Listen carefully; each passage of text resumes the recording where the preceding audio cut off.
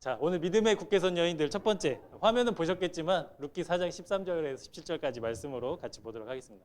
여러분 학창 시절에 학창 시절에 이 동아전과로 다 공부하셨을 거예요. 학교에서 공부하는 모든 교과목에 이 전과가 답도 제시하고 뭐 풀이도 이렇게 알려줘서 학생들에게 아주 필요하고 또 도움이 되는 그런 뭐라고 할까요? 개인 교사와도 같은 그런 역할을 하던 게 이 전과였습니다.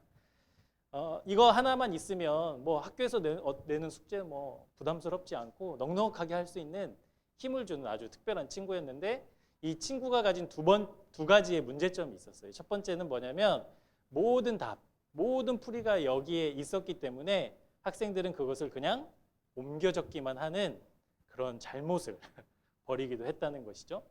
두 번째는 이 학교에서 배우는 모든 과목들이 이 전과 안에 있었기 때문에 전과를 사는데 많은 돈이 필요했고 거기에 부담을 느낄까 봐 이 출판사에서는 좋은 사은품을 끼워서 이제 이 책을 판매하기도 했었죠. 저 개인적으로도 이 전과를 구매할 때 롤러스케이트를 준다는 그 사은품에 눈이 혹 해가지고 이 전과를 사서 전과를 가지고 열심히 공부한 게 아니라 열심히 논 경험이 있습니다. 그런데 여러분 제가 이것을 보면서 무슨 생각을 했냐면 여러분 목적과 수단이 바뀌면 이렇게 돼요. 목적과 수단이 바뀌면 이렇게 됩니다. 전과를 만든 집필진들이 어떤 목적을 가지고 그 전과를 만들었겠습니까?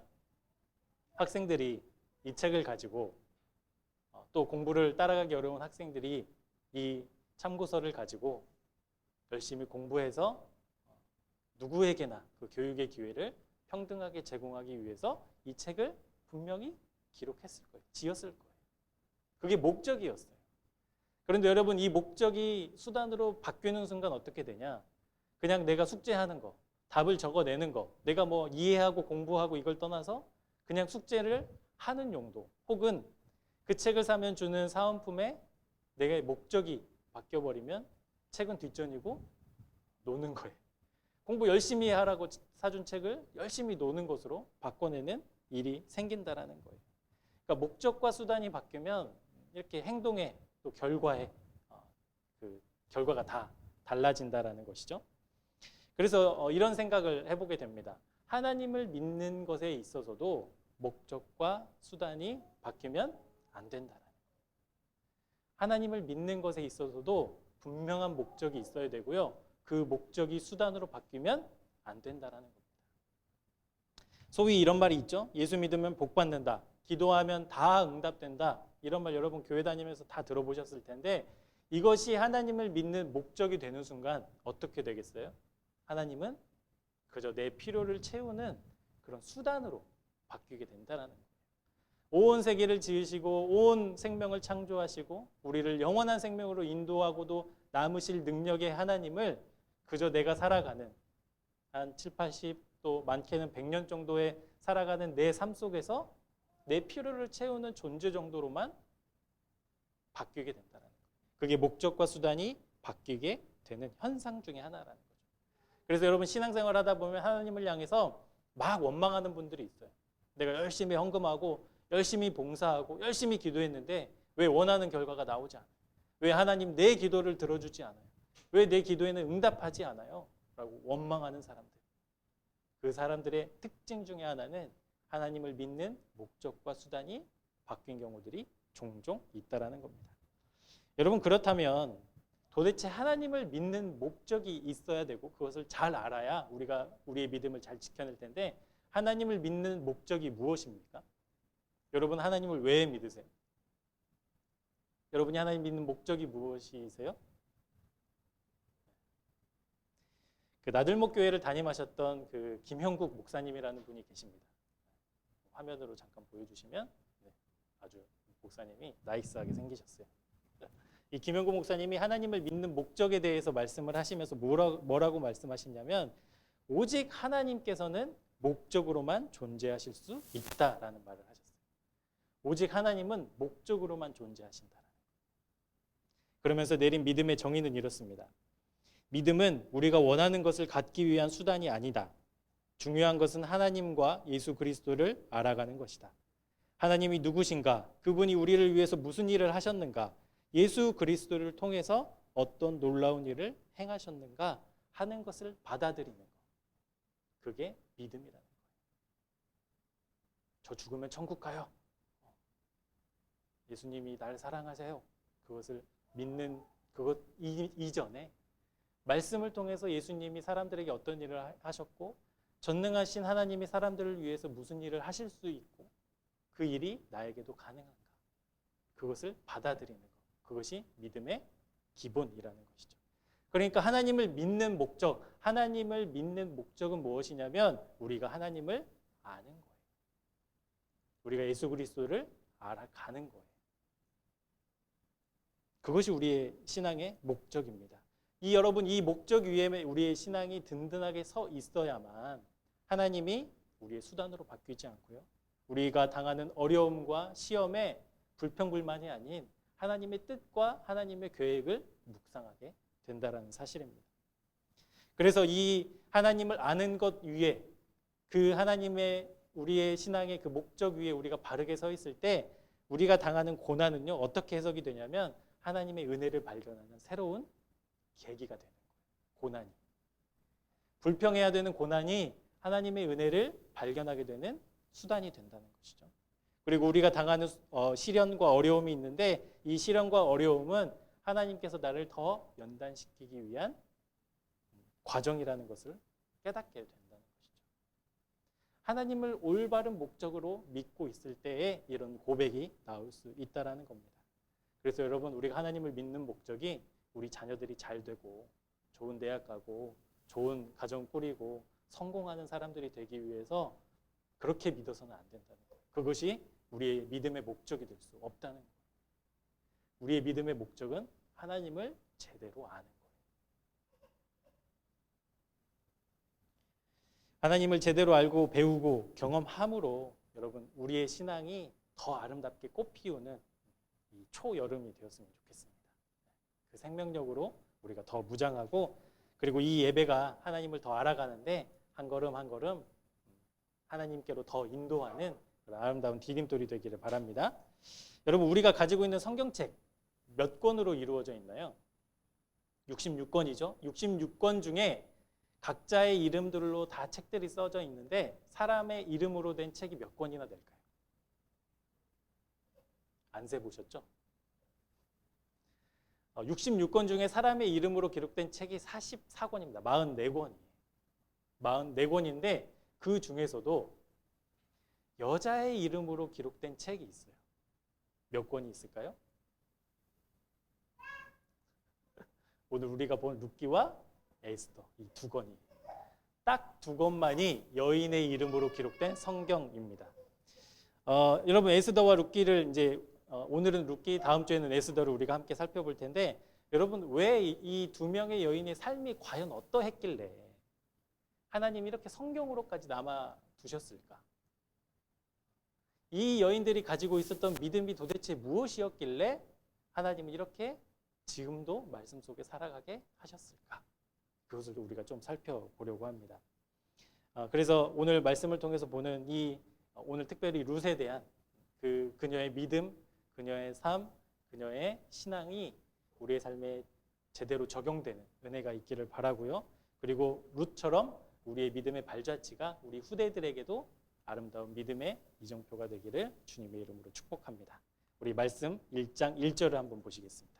룻기 1장 1절입니다. 한번 같이 읽어보시죠. 시작.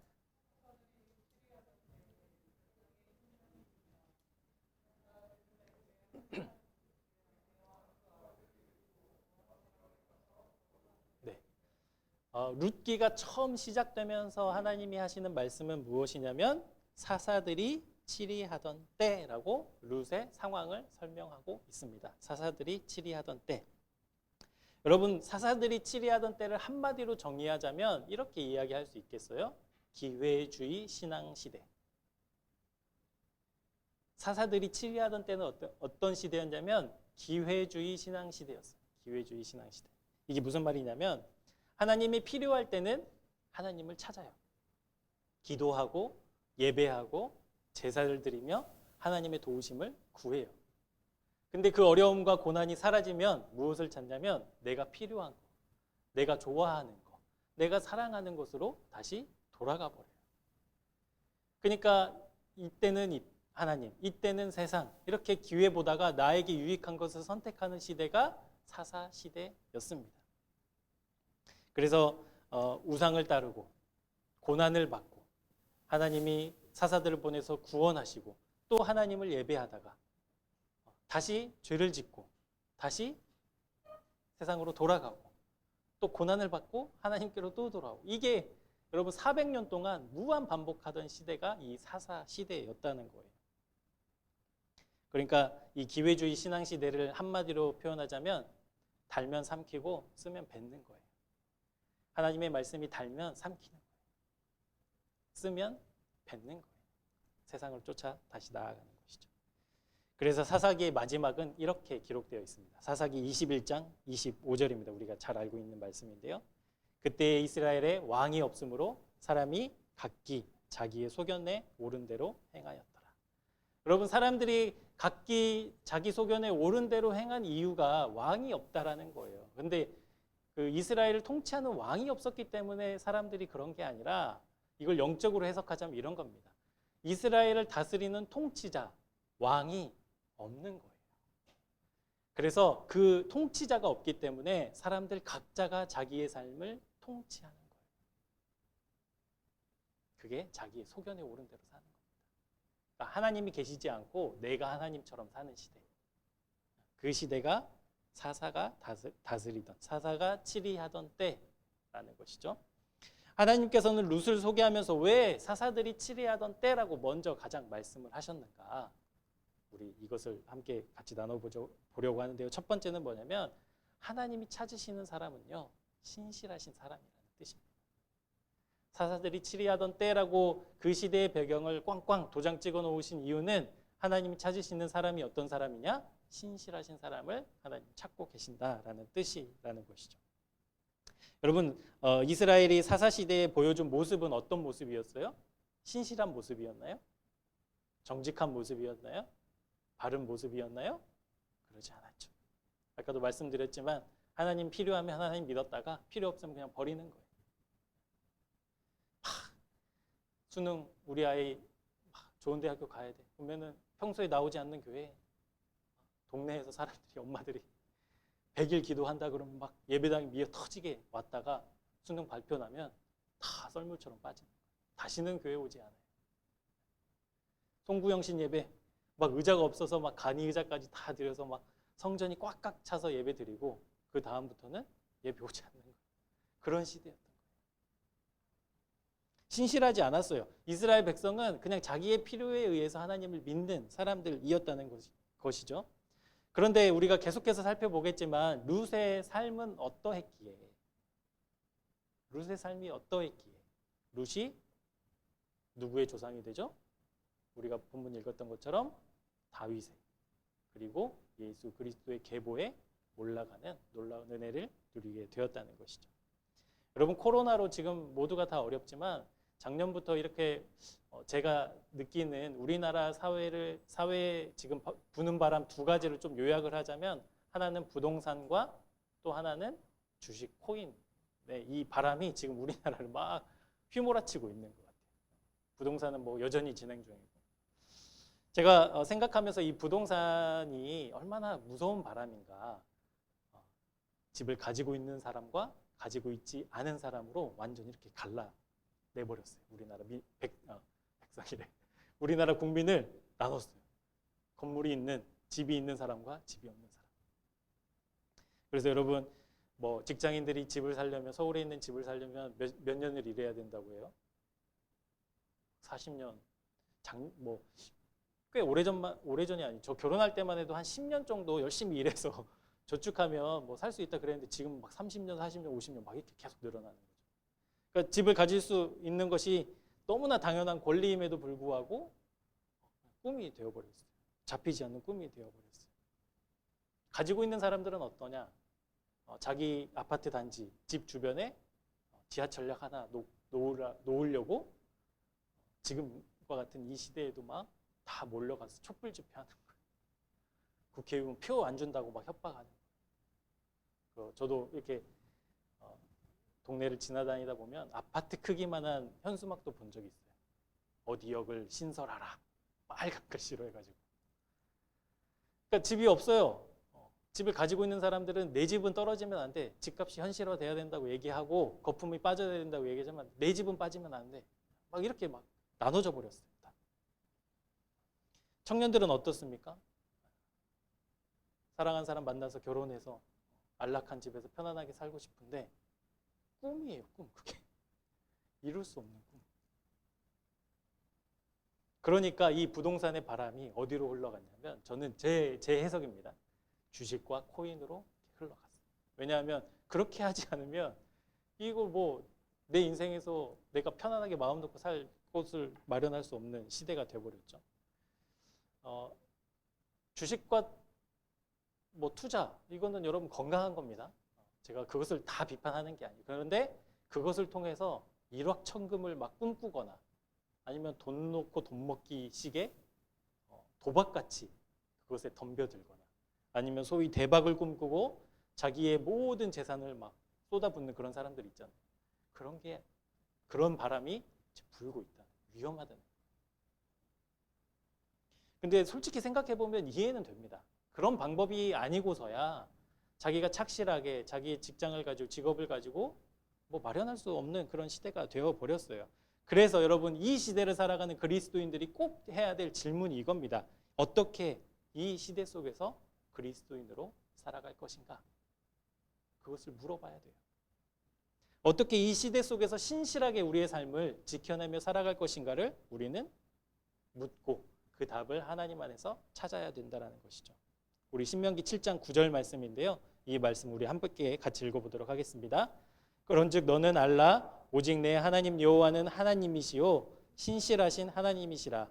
그를 사랑하고 그의 계명을 지키는 자에게는 천대까지 그의 언약을 이행하시며 인애를 베푸시되. 여러분 우리 하나님은 어떤 하나님이시냐면 신실한 하나님이세요. 신실한 하나님이 어떤 하나님이시냐? 그곳에 계신 하나님. 그곳에 계신 하나님. 뭐 신학적인 해석을 다 뒤로 하고라도 신실한 하나님은 거기에 항상 언제나 계시는 하나님이 신실한 하나님이시라는 것이죠. 그래서 레리 크랩이라는 분은 하나님을 신뢰한다는 것이라는 책에서 이렇게 말하고 있어요.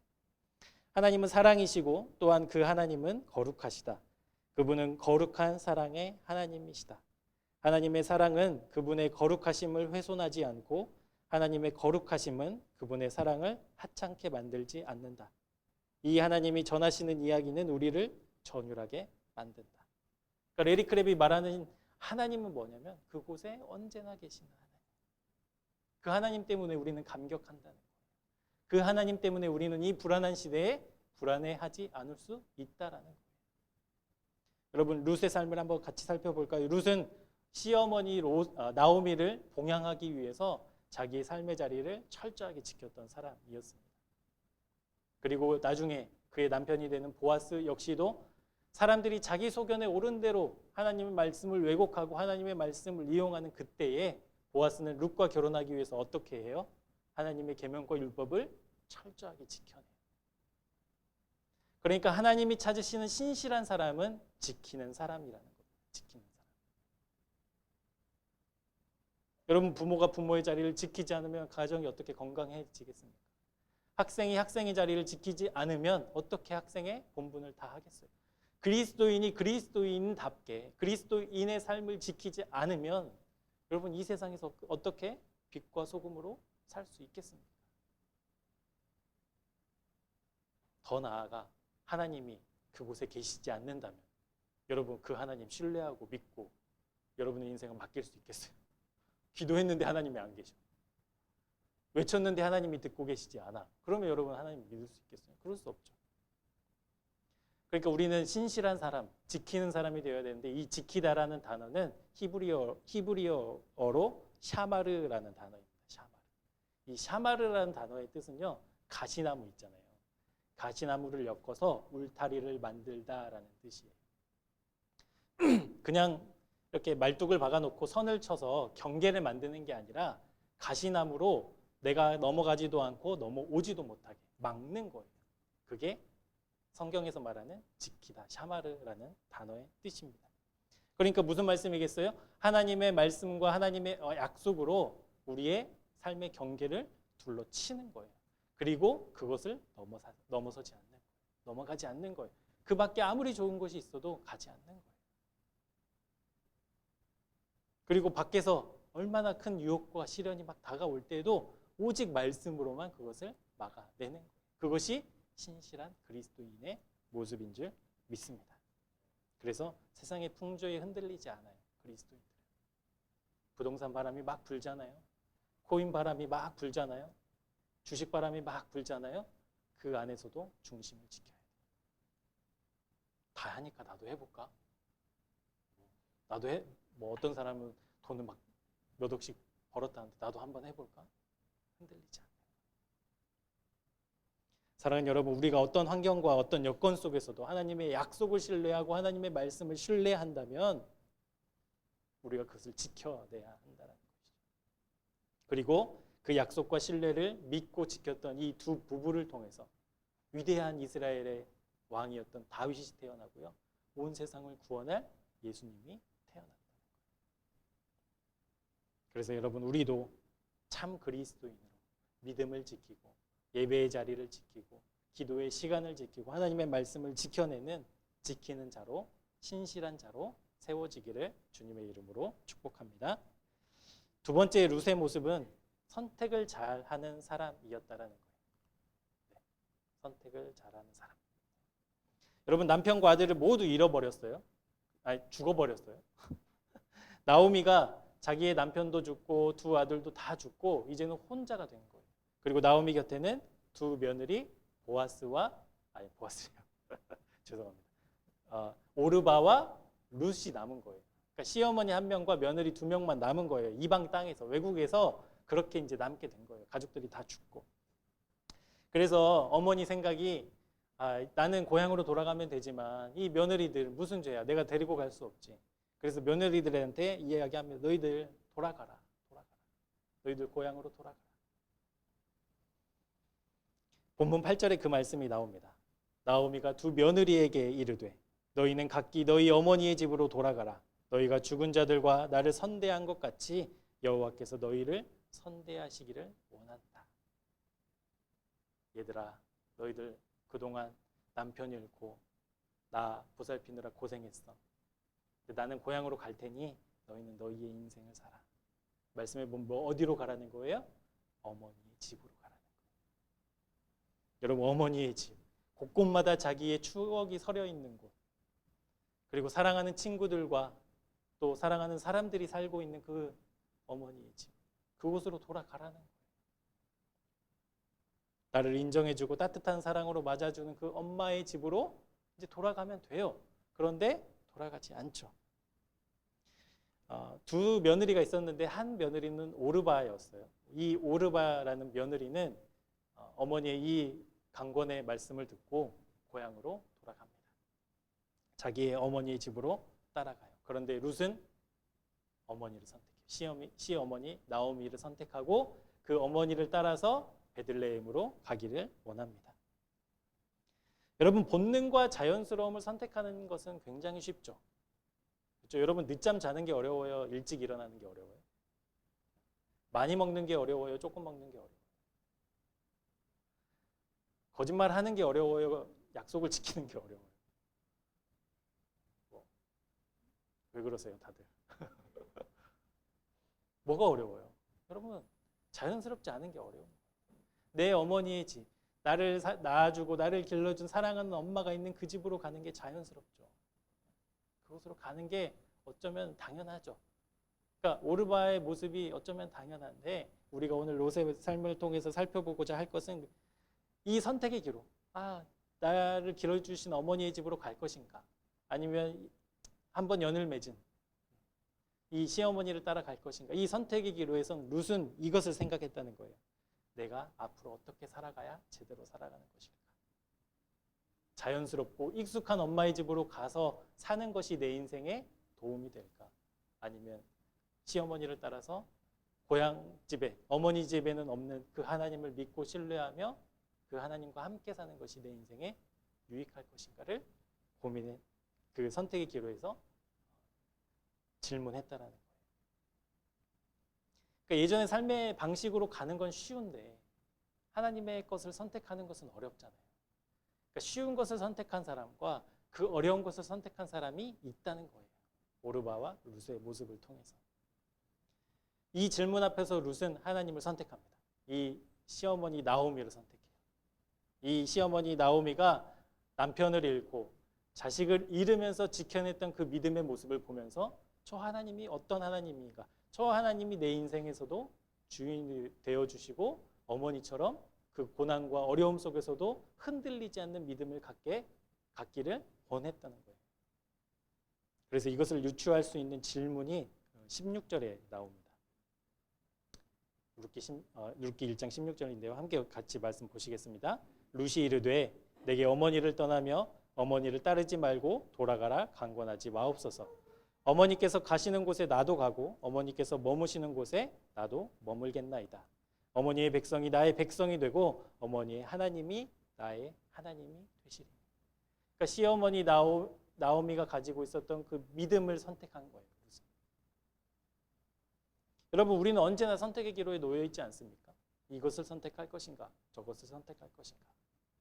이것이 더 자연스럽고 이것은 조금 불편하고, 수많은 선택지 앞에서 우리가 룻과 같이 무엇을 선택해야 내 인생에 도움이 될 것인가, 무엇을 선택해야 내 인생이 참 의미와 가치가 발견될 것인가를 질문하셨으면 좋겠습니다. 그 질문의 대답은 이것이죠. 하나님의 것을 선택하자. 하나님이 기뻐하시는 것을 선택하자. 하나님의 속성을 선택하자라는 거예요. 여러분, 이 선택이 얼마나 중요하냐면요, 이 한 번의 선택, 너희 집으로 돌아가라, 아니요, 알겠습니다. 이 단 한 번의 선택으로 이 두 여인의 인생이 완전히 바뀌어요. 아까도 그림으로 보셨지만 오르바는 돌아서 자기의 고향으로 떠나는 곳으로, 성경에서는 오르바의 이름은 단 한 번도 언급되지 않습니다. 그런데 룻은 어머니와 함께 고생하죠. 베들레헴 가서 고생하지만 그녀의 이름은 지금도 우리의 말씀 속에 살아서 우리에게 지금도 외쳐지고 있죠. 기억되고 있고요. 여러분, 선택의 순간에 하나님의 뜻을 기억했으면 좋겠습니다. 여러분, 하나님의 뜻은 무엇입니까? 우리 데살로니가전서 4장 3절 말씀에 의하면 하나님의 뜻은 우리의 거룩함이라. 그러니까 우리의 선택 앞에서 거룩함을 선택해야 되는데, 이 거룩함은 뭐냐면요, 구별됨이에요. 구별됨. 아까도 말씀드렸잖아요. 수많은 부동산 바람이 불고 주식 바람이 불고 막 코인 바람이 불 때 우리를 구별하는 거, 그것을 선택하는 거예요. 내가 지금 선택해야 될 것이 하나님의 목적을 위한 것인가? 하나님이 기뻐하실 것인가? 그것을 질문하고 선택하자는 거예요. 그래서 그리스도인들은 선택 앞에서 다른 세상 사람들이 다 간다고 가지 않아요. 멈추는 거예요. 잠시 멈춰서 어떤 길을 선택해야 될지를 기도하고 선택하는 거예요. 여러분, 오르바의 삶을 한번 상상해 보세요. 자기 어머니 집으로 돌아갔어요. 거기서 무엇을 하며 살았을까요? 여러분, 오르바의 인생을 한번 전체를 한번 이렇게 상상해 보세요. 어떤 삶을 살았을지. 모압 땅에 가서 거기에서 믿는 우상을 섬기고 거기에서 뭐 좋은 남편을 만나고 뭐 행복하게 살았을 수도 있죠. 여러분, 오르바의 마지막 그 죽음의 순간을 한번 상상해 보세요. 어떤 죽음이었을까? 우리가 이 선택의 기로의 앞에서 하나님이 기뻐하시는 거, 어렵지만 자연스럽지 않지만 하나님의 말씀대로, 하나님이 우리에게 알려주시는 대로 내 인생의 참 의미와 가치를 위해서 투자하고 선택하는 것에 대해서 우리가 그것을 붙잡는다면, 여러분, 우리는 오르바와 같은 인생이 아니라 룻과 같은 인생이 될 줄로 믿습니다. 어렵죠. 어려워요. 눈에 당장 보이는데 어떻게 안 합니까? 그러잖아요, 여러분. 이렇게 하면 쉽게 돈 벌 수 있는데 어떻게 여러분 그렇게 안 하겠어요? 그러니까 깨어 있어야 돼요. 아까도 우리가 사사시대, 사사들이 치리하던 때 특징이 그거였잖아요. 내가 필요하면 그냥 생각 안 하고 다 받아들이는 거예요. 그렇게 살아서는 우리가 제대로 된 선택을 할 수 없다는 것이죠. 룻과 같이 하나님의 것, 내 인생에 정말 중요하고 내 인생에 정말 가치가 무엇인가를 투자하고 거기에 선택하는 그 지혜와 용기가 있기를 주님의 이름으로 축복합니다. 마지막은요. 이 룻은 어떤 삶을 살았느냐? 삶의 현장 속에서 하나님을 누렸던 사람이라는 거예요. 삶의 현장 속에서 하나님을 누렸던 사람이 룻이었다. 시인 구상 선생님이라고 있습니다. 구상 시인이라는 분이 계시는데 이분이 어떤 사람들과 함께 식사 자리에서 이제 한 사람이 이 구상 선생님께 이렇게 물어봐요. 선생님, 이 사회가 온통 어둡지 않습니까? 이 사회 온통 어둡습니다. 온통 그냥 진흙탕에 흙탕물 같습니다. 이런 상황 속에서, 이런 세상 속에서 그리스도인이 어떻게 살아야 합니까? 라고 질문을 해요. 근데 이 구상 선생님이 이렇게 대답을 합니다. 크리스천으로 맑은 물을 계속 흘려보내야 합니다. 그러니까 그 질문했던 사람이 다시 질문하는 거예요. 선생님, 온 세상이 그렇게 흙탕물이고 지저분한데 우리 몇 사람이 그렇게 맑은 물을 흘려보낸다고 해서 뭐 이 세상이 바뀌겠습니까? 다시 묻는 거예요. 구상 선생님이 뭐라고 대답하셨는 줄 아세요? 그래도 크리스천은 그렇게 살아야 합니다. 온 세상이 더럽고 어두워요. 불법이 판을 쳐요. 근데 크리스천은 어떻게 살아야 돼요? 맑은 물을 흘려보내는 삶을 살아야 돼요. 뭐 티도 안 나겠죠. 변화도 당장 일어나지도 않겠죠. 영향력도 없을 수도 있어요. 그런데 크리스천 한 사람 한 사람이 계속 맑은 물을 흘려보내며 사는 것이 우리의 삶의 이유라는 거예요. 목적이라는 거예요. 그것이 하나님을 믿는 사람의 삶이라는 거죠. 지난주 수요일 날 부처님 오신 날이었습니다. 저희 아내가 그러더군요. 마지막 휴일, 뭐 평일 휴일이었다고 그러든지 말든지 그랬는데 뭐 쉬면 쉬는 거고 뭐 말면 많은 거죠. 미안합니다. 하여튼 지난 수요일이 부처님 오신 날이었는데 제가 뉴스를 이렇게 보다가 강남에 있는 그 조계사였나요? 봉은사에서 봉은사 앞에서 기독교인들이 이렇게 팻말을 들고 시위는 아니고 무슨 집회하는 그 기사를 봤어요. 오직 예수 해가지고 막 절 앞에서, 절 입구 앞에서 그것을 들고 어떤 사람들은 주 예수를 믿으라. 그리하면 너와 내 집이 구원을 받을 것이다. 그 말씀을 막 들고 그 절로 들어간 사람들 앞에서 막 그걸 흔들면서 또 어떤 사람은 자기가 그 봉은사 주지 스님을 좀 만나야 되겠다고 무작정 막 소리치고 빨리 나오라고 막 그래가지고 경찰이 출동하고 뭐 사람들이 막 해산하고 막 이런 뉴스가 있다는 것을 제가 봤거든요. 여러분 그분들이 외쳤던 오직 예수 그리스도를 통한 구원, 여러분 그 말이 틀린 말입니까? 틀린 말이에요. 근데 왜 비난을 받죠, 그 사람들이? 틀린 말 한 것도 아닌데. 제가 그 기사를 보면서 저 사람들 믿음이 참 좋다, 참 나쁘다 이 생각을 한 게 아니고요. 저 사람들 참 어리석다라는 생각이 들었어요. 그 사람들이 들고 있는 오직 예수는 진리잖아요. 우리가 주님을 믿으면 구원받는 건 진리잖아요. 사실이잖아요. 근데 그것을 저렇게밖에 표현 못하는 게 참 어리석다 이런 생각이 들었어요. 여러분 오직 예수라는 말은 어디에서 선포되는 거예요? 부처님 오신 날 절 앞에서 선포되는 게 아니에요. 주 예수를 믿으라 그 권면과 외침은요. 절 앞에서 외치는 게 아니에요. 그 진리는 어디에서 외쳐지는 거예요? 우리 삶에서 외쳐지는 거예요. 그래서 어리석다고 하는 거고 그래서 그분들이 비판받아야 된다고 저는 믿습니다. 여러분 세상 사람들이 그 기사를 보면서 무슨 이야기를 했을까요? 무슨 말을 했을까요? 뭐 욕하는 거, 뭐 조롱하는 거, 뭐 비일비재하지만 저는 이렇게 생각해요. 너희들 말이 그래 다 옳다고 치자. 하도 기독교인들은 뭐 타협도 없으니까 그래 너희들이 하는 말이 다 옳다고 치자. 근데 너희들은 왜 그렇게 살아? 라는 거지 않겠습니까? 그래 오직 예수라는 건 그래 믿는다고 쳐. 근데 너희들 왜 그렇게 살아? 라는 질문이잖아요. 그래서 사람들이 그 대답에, 그 질문에 그리스도인들이 교회가 제대로 답을 하지 못하고 있기 때문에 조롱하는 것으로 끝나는 거예요. 여러분, 우리의 믿음은요, 부처님 오신 날 절 앞에서 팻말 들고 예수 그리스도를 외친다고 해서 우리의 믿음이 증명되는 게 아니에요. 제가 목사의 직을 걸고 말하는데 하나님 그거 하나도 안 기뻐하세요. 나중에 천국 가면 물어보세요. 또 뭐라고 하시려나? 아니, 하나님 절대 그걸 기뻐하지 않으세요. 오직 예수라는 말은 하나님을 믿고 오직 예수라는 믿음을 가지고 살아가는 사람들의 삶 속에서 그게 선포되는 거예요. 룻의 삶을 한번 보겠습니다. 여러분, 룻이 얼마나 성실하고 신실하게 자기의 삶을 살아내는지 그 룻의 삶의 이야기가 그 베들레헴에서 유력한 보아스에게도 들려지게 돼요. 그게 룻기 2장 11절에 나옵니다. 우리 말씀 같이 한번 읽어보도록 할게요. 시작.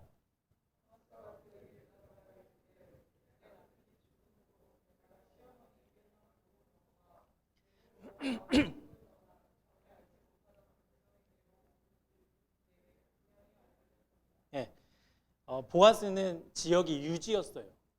그 유지에게 이 이방 여인 과부 룻에 대한 이야기가 알려진 거예요. 뭐라고 이야기하고 있어요? 모든 것을 알고 있다. 내가 분명히 알고 있다라고 말하는 거예요. 그리고 이 보아스와의 결혼을 위해서 시어머니 나오미가 룻에게 이제 권면할 때, 혼인을 주선할 때 3장 11절에 또 이렇게 말씀하고 있습니다. 그리고 이제 따라 두려워하지 말라. 내가 내 말대로 내게 다 행하리라. 네가 현숙한 여인인 줄을 나의 성읍 백성이 다 알고 있다. 룻은 자기가 이렇게 산다고, 자기가 믿음을 지키고 산다고 자랑한 적 한 번도 없었거든요. 나 과부인데 이렇게 어머니를 위해서 추수가 끝난 밭에 가서 이삭을 줍고 그것으로 어머니를 모시고 있다고 자랑하지 않았거든요. 룻의 삶은 누구로부터 증명된 거예요? 타인으로부터 증명된 거예요. 누군가 보아스에게 룻의 삶을 시시콜콜하게 다 알려준 거예요. 왜냐하면 그런 삶을 살았으니까. 시어머니 나오미도 알고 있었어요. 네가 현숙한 여인이라고 동네 사람들이 다 그러더라. 결코 자기가 현숙한 여인으로 살겠다고 말하지 않았어요. 룻은 자기 입으로. 룻이 어떻게 살았기 때문이었을까요? 룻이 매일 아침 밭에 나가서 이삭을 주울 때, 동네를 왔다 갔다 하며 동네 사람을 만날 때, 물을 들어 우물가에 가서 어린아이와 또 여인들과 어른들을 만나서 그녀가 했던 모습들, 삶들, 그것들이 다른 사람에 의해서 증명되고 선포되었다라는 거예요.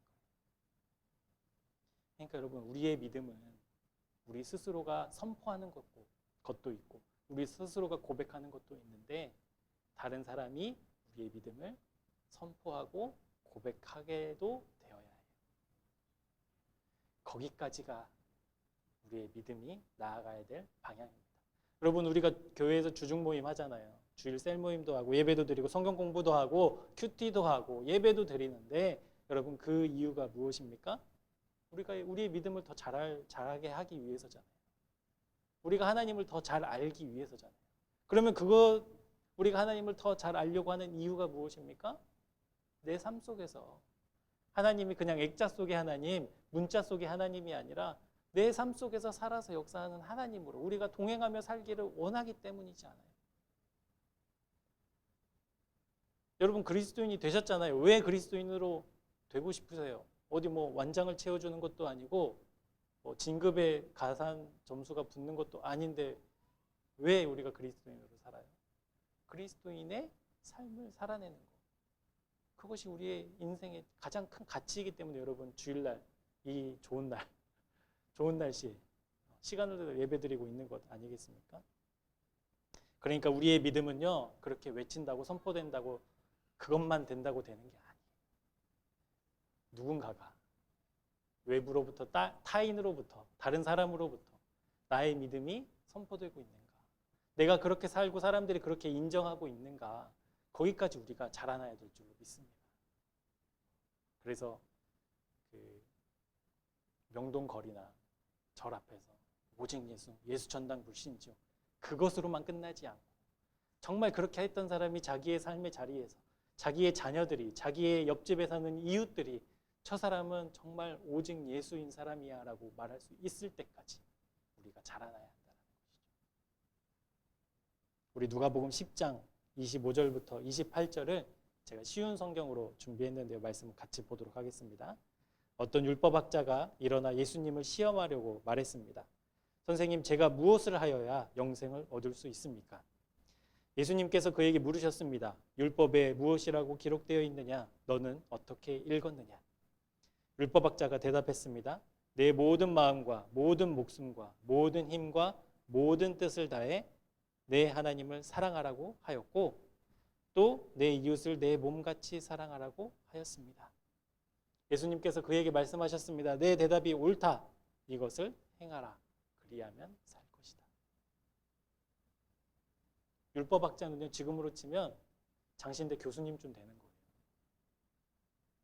교수님이 뭐라고 얘기하고 있냐면 하나님을 사랑하는 것, 이웃을 사랑하는 것, 그것이 율법이죠. 하나님의 말씀이죠. 저 다 알고 있어요. 다 외우고 있어요. 10계명 한번 외워볼까요? 이런 게 아니에요. 예수님이 하신 말씀 뭐예요? 아, 제대로 알고 있구나. 그것을 행해라. 그대로 살아라 라고 말씀하고 있는 거예요. 하나님을 사랑하는 만큼 우리의 이웃을 사랑하는 삶의 증거자들이 되시길 주님의 이름으로 축복합니다. 여러분, 삶의 현장이 이 예배 현장에서 누리는 감격과 은혜와 감사와 찬양의 고백이 삶의 현장에서도 있어야 돼요. 그러니까 저 개인적으로는 코로나 시대에 사람들이 막 뭐 다 어렵다고 하잖아요. 예배에 못 나오고.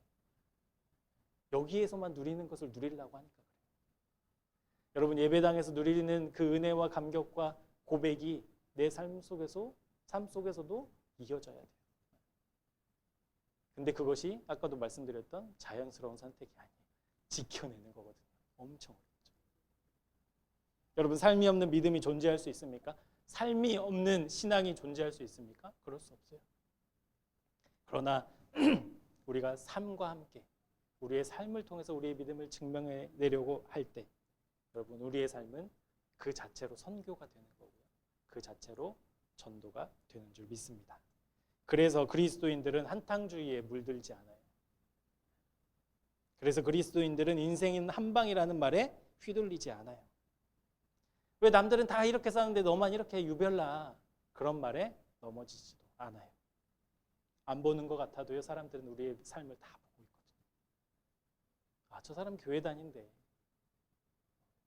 근데 저 사람이 어떻게 쓰레기를 버리는지, 어떻게 운전하는지, 어떻게 편의점 가서 편의점 직원한테 물건을 사고 어떻게 인사하고 나오는지도 사람들 다 보고 있어요. 하물며 하나님은 그러시지 않겠습니까? 쉬지도 졸지도 않으신 하나님이 우리의 삶을 돌보고 살펴보고 계시지 않으시겠어요? 여러분, 우리의 믿음을 삶으로 더 열심히 확장시켜 냅시다. 그렇게 살고 계셔야, 그렇게 살아야 칭찬받는 주님의 자녀가 될 줄로 믿습니다. 기도하겠습니다. 남편을 잃고 고향을 떠나 시어머니와 함께 홀로 베들레헴에 룻이 왔습니다. 사람들의 시선과 편견만으로도 그녀의 삶은 고통과 고난의 연속이었을 겁니다. 그럼에도 불구하고 룻은 믿음으로 무장하여 하나님과 동행하는 삶을 살아냈습니다. 사람들은 그녀를 칭찬하기 시작했고 그녀의 믿음을 의심하지 않았습니다.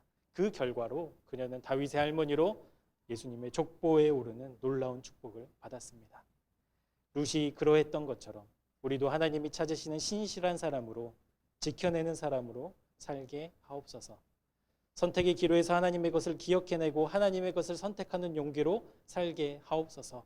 교회와 삶이, 믿음과 삶이 구분되고 나눠지는 것이 아니라 교회에서처럼, 하나님 앞에서처럼 이웃을 대하는 삶을 살아내게 하옵소서. 우리의 믿음이 우리의 삶을 통해 증명되는 은혜를 베풀어 주옵소서.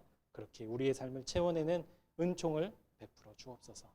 예수님의 이름으로 기도합니다. 아멘. 우리 함께 찬양할 텐데요. 아마 이 찬양이 좀 어려우신 분들이 많으실 텐데 그분들은 마음을 다해서 우리 함께 이 찬양의 가사들을 고백하셨으면 좋겠습니다. 가사 한 구절 한 구절이 설교에 딱 맞는 것 같아요. 룻과 같은 삶을 이 사사들이 치리하던 그 혼란한 시대에 룻과 같이 살아가는 믿음의 삶이 되기를 소망하며 함께 찬양하도록 하겠습니다.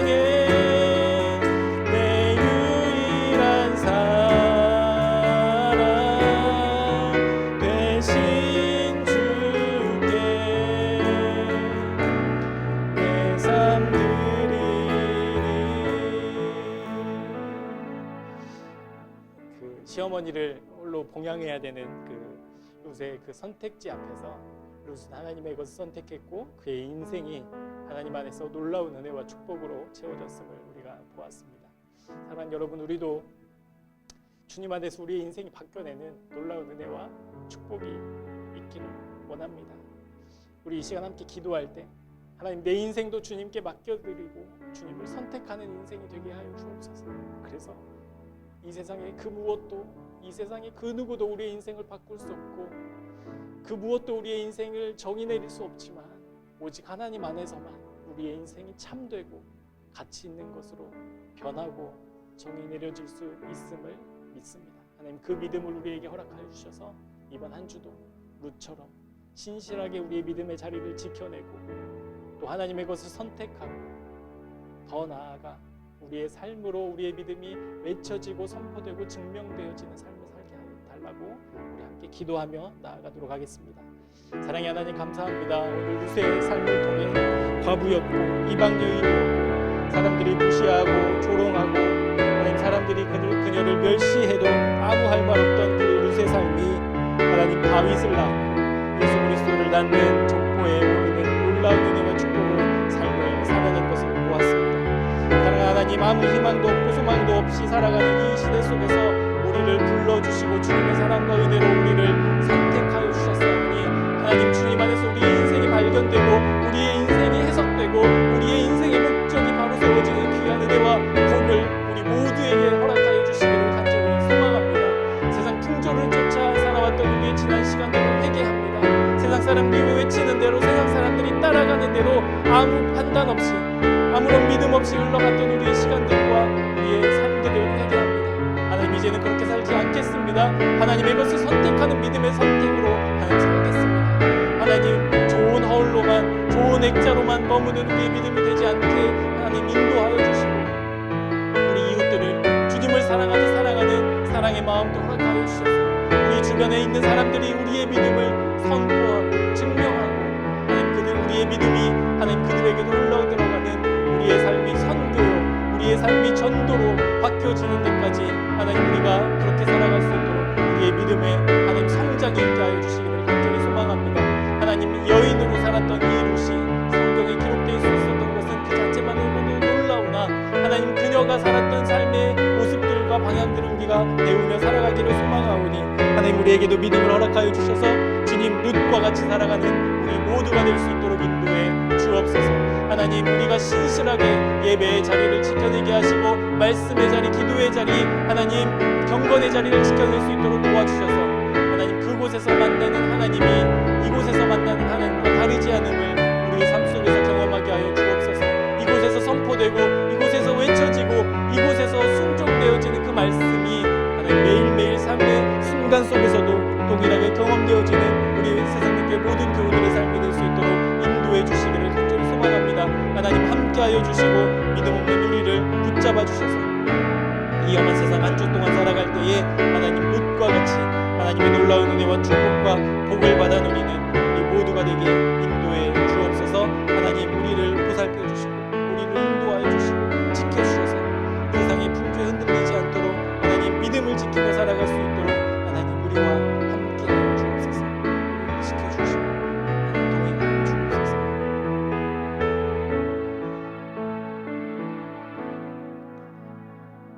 룻은 남편을 잃고 시어머니를 따라 베들레헴으로 왔습니다. 그녀는 시어머니 나오미의 믿음을 보면서 하나님에 대한 사랑과 믿음을 키워갔고 그녀의 인생이 오직 하나님께만 있어야 참 의미와 가치가 있음을 확신했습니다.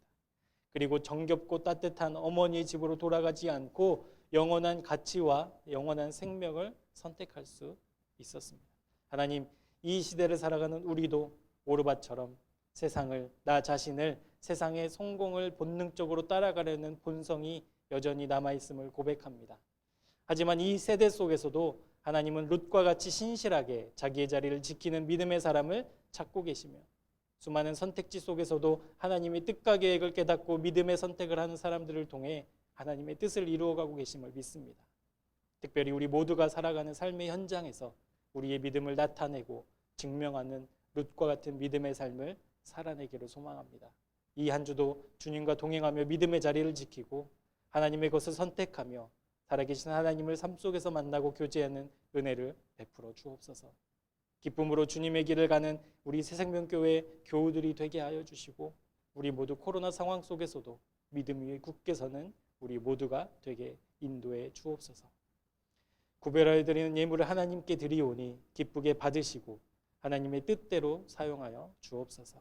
구별하여 하나님께 드리는 감격과 감사와 진정한 기쁨을 누리게 하여 주시고 우리의 쓸 것을 주님께 의탁하고 먹이시고 입히시고 돌보시는 하나님의 신실하심을 경험케 하옵소서.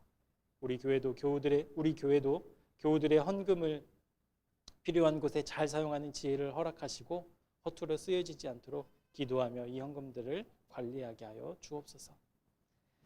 생명의 구주 되시는 예수 그리스도의 은혜와 하나님 아버지의 변함없으시고 측량할 수 없는 사랑하심과 성령님의 동일하시고 신실하시고 교통하시는 역사가 믿음에 굳게 서서 살아간 룻의 믿음의 삶을 본받아 우리도 신실하게 살아가기를 하나님의 것을 선택하기를 삶의 무대 위에서 하나님을 드러내기를 소망하는 우리 교회와 모든 교우들과 자녀들 위해 지금부터 영원토록 함께 하옵시기를 간절히 축원하옵나이다.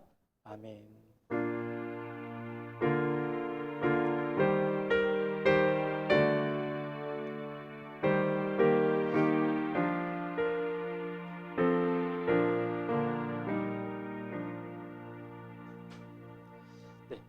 예배를 마쳤고 우리 성도의 교제 하시겠습니다. 룻처럼 삽시다.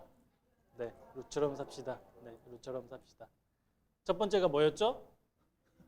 네, 신실하게 우리를 믿음의 자리를 지키는 사람이 되시길 바라고, 두 번째는 네? 두 번째는 뭐예요? 네, 선택을 하는 것. 이번 한 주도 여러분의 많은 선택 가운데에서도 하나님이 기뻐하시는 걸 선택했으면 좋겠습니다. 마지막은 우리의 삶 속에서도 하나님의 사랑이, 하나님을 향한 믿음이 다른 사람들에게서 선포되는, 외쳐지는 은혜가 있기를 바라고요. 우리 죄송합니다. 네, 우리 5월 암송 구절 여러분 기억하시죠? 기억하세요? 네. 한번 같이 외쳐볼까요? 시작. 너는 마음을 다하여 여호와를 신뢰하고 내 명철을 의지하지 말라. 너는 범사에 그를 인정하라. 그리하면 내 길을 지도하시리라. 잠언 3장 5절에서 6절 말씀. 이번 한 주도 우리의 명철이 아닌 하나님의 지혜로 살아가는 우리 새생명 교우들이 되시기를 주님의 이름으로 축복합니다. 예배를 마치겠습니다. 감사합니다.